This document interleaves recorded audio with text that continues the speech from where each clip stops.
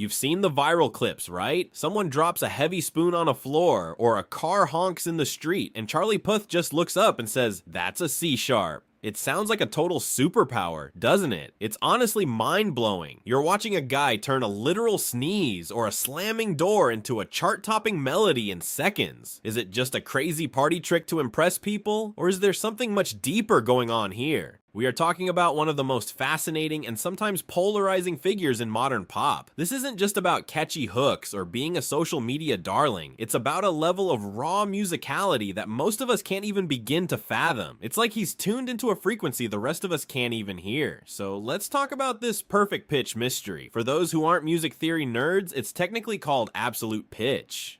It's the incredibly rare ability to identify or recreate a musical note without any reference point at all. Only about 1 in 10,000 people are born with it. Think about that. While most of us are just trying to sing along in the shower without sounding like a dying cat, Charlie hears the world as a constant symphony. To him, every door creak or microwave beep has a specific note assigned to it. This is exactly why he's called the golden boy of modern music production. He doesn't just hear music, he decodes it like a computer. He sees the literal matrix of sound. It's his ultimate secret weapon in the studio, allowing him to layer complex vocals and harmonies with a precision that would take other top-tier producers days to achieve. It is both a blessing and a burden that shapes every waking moment of his life. But wait, he wasn't always topping the Billboard charts. Before the global fame, Charlie Puth was just a self-proclaimed nerd studying at Berklee College of Music. He started his journey on YouTube making song parodies and goofy comedy videos that showed off his quirky personality. He was just the kid in his messy dorm room with a MIDI keyboard and a massive dream, trying to figure out how to make the world stop and listen.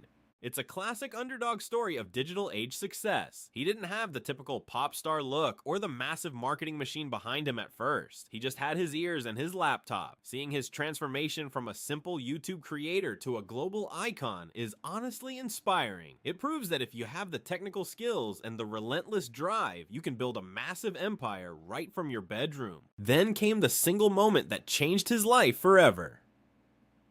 You know the song. You've probably cried to it at least once. See You Again, the emotional heart of the Fast and Furious franchise.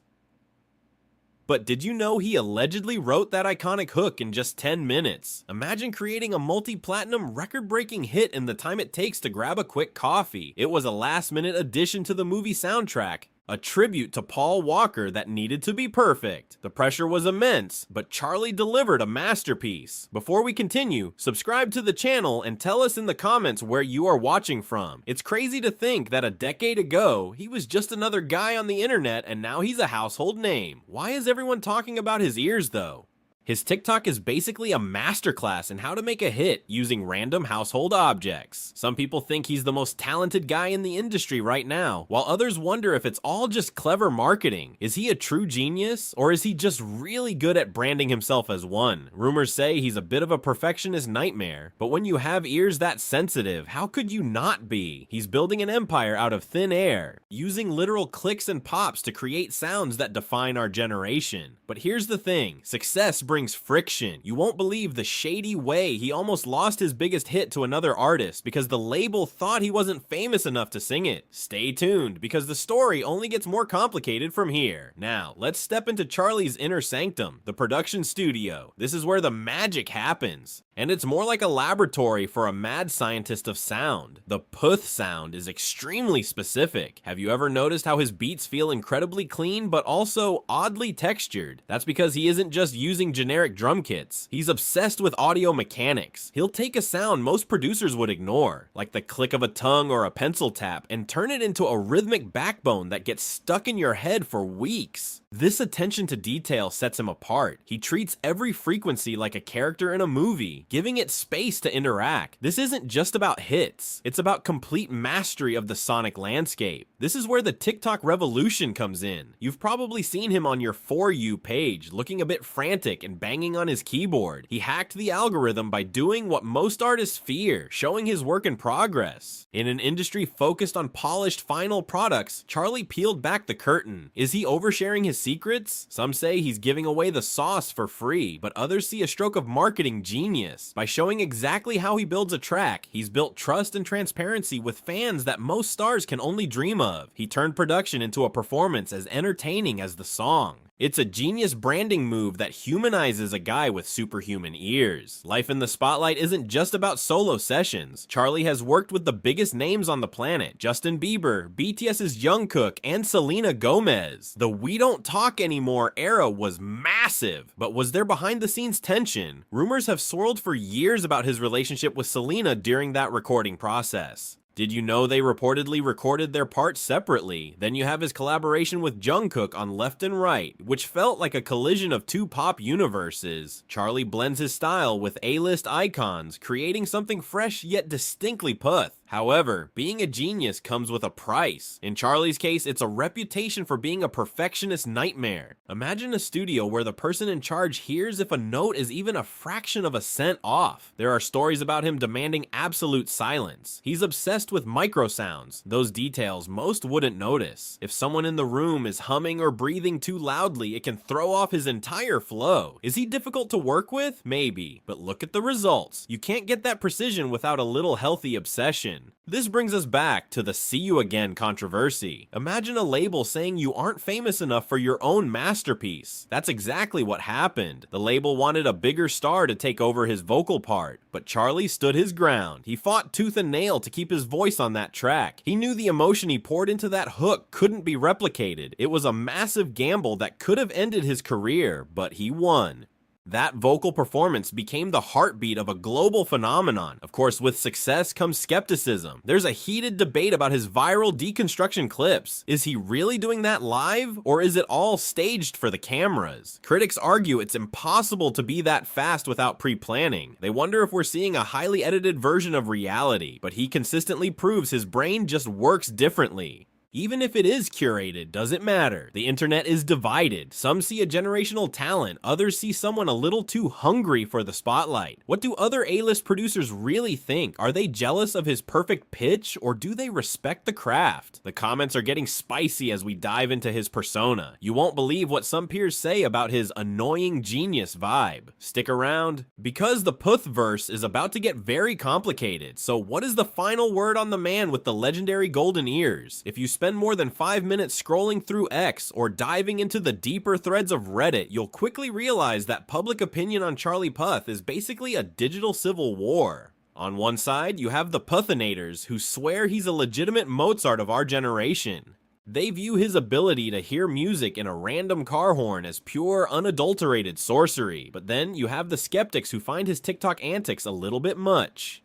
They've labeled him with the annoying genius trope, and honestly, you can see why. He's like that kid in music class who knew every answer before the teacher finished the question, and he really wants you to know it. It's that hyper-focused energy that rubs some people the wrong way, creating a truly polarizing figure in modern pop culture. This personality has sparked some of the most savage and hilarious social media comments ever. People joke that Charlie can't walk through a store without hearing a C# and a squeaky wheel and needing to produce a synth track about it. There's a running gag that he's hungry for attention, constantly staring at the camera with that wide-eyed, "Did you hear that?" expression. It's main character energy at its peak, but even the critics usually admit that the music actually slaps. You can hate the messenger, but it's hard to hate those infectious melodies. When you're born with a superpower like perfect pitch, are you really supposed to keep it a secret? Beyond the memes, Charlie's impact on the industry is massive. He killed the mystique of the untouchable pop star. For decades, labels made artists look like they just woke up with a hit. Charlie blew that open. By deconstructing his process in real time, he forced other artists to be more transparent. He showed the world that hits are math, physics, and trial and error. He turned the studio into a performance stage, inspiring a new generation of bedroom producers who realize they don't need $1 million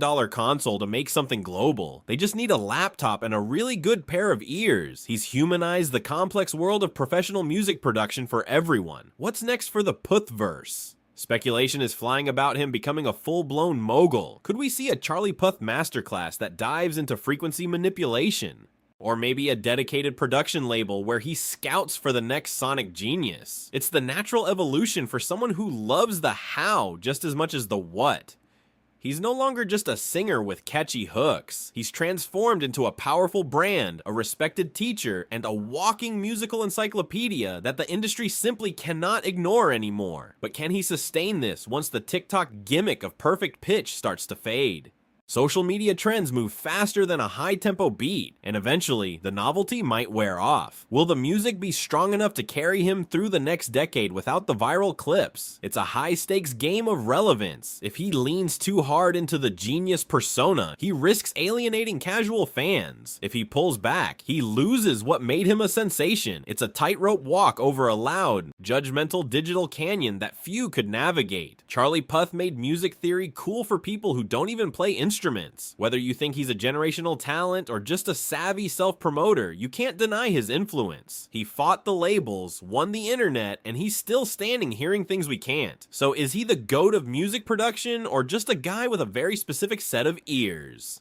Drop your hottest takes in the comments. We want to hear the praise and the shade. Is he the future or a distraction? Thanks for watching our deep dive into the incredible sounds of Charlie Puth. Make sure to like and subscribe for more industry breakdowns. We will see you next time.